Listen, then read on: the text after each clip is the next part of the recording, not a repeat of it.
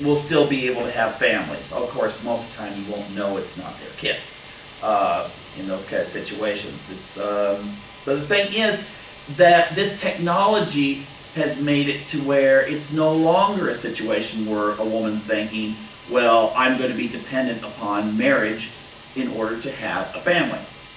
And this could actually alter a lot of the ways we do see the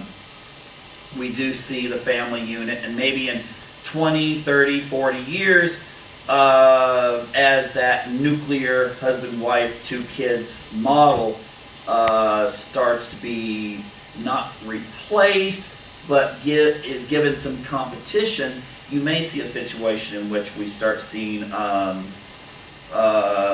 more single women, more same-sex couples, especially if science keeps progressing in reference to stem cell research, in which maybe even two men will be able to have children together, or two women will be able to have a genetic child of their own together and not even have to rely on a donor.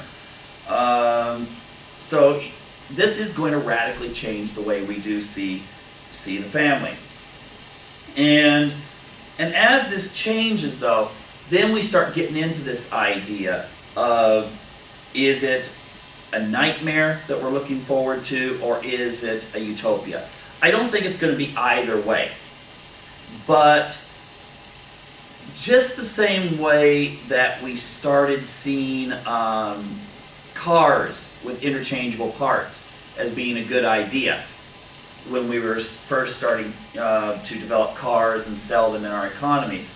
And Henry Ford had the idea that if you made it to where you could take a part out and replace it and fix your car and send it on its way, we are going to start unraveling more and more of the human genome. We're going to start learning what is involved in genetics and what is inherited.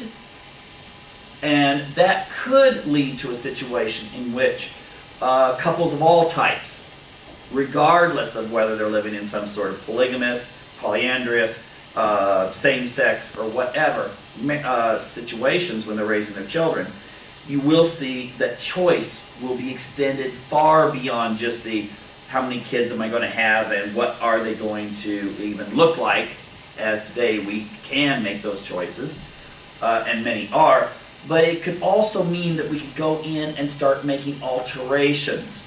You've heard the term, and it's been thrown around a lot, and sometimes it gets overused, but designing babies. But it is possible that in the future we will get to the point where we might think, okay, well, one of the parents has bad eyesight, or one of the parents has diabetes, or one of the parents has a history of cancer or heart disease in their family, that it will become more and more common for people to go in and have these genes taken out and then replaced with genes that don't carry those characteristics. And talk about altering families in that sense. Think about that.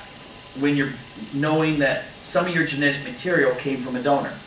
So then you can look at mom, nowadays you look at mom and dad, and no matter how you're formed, and you can say, well, I'm 50% mom and 50% dad genetically.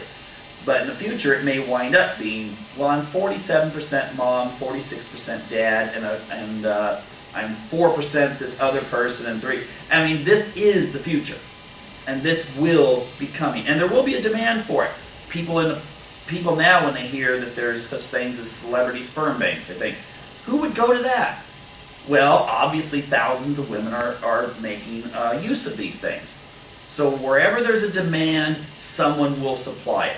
If the United States or Europe were to say, no, we're not going to allow people to go that far in their choice of children's characteristics, then I'm sure China or one of the other emerging nations that is into science and is showing a lot of development when it comes to genetics and genetic research, they will offer it. And people will do just as they do nowadays. In Europe, Sweden has very strong restrictions on sperm banks.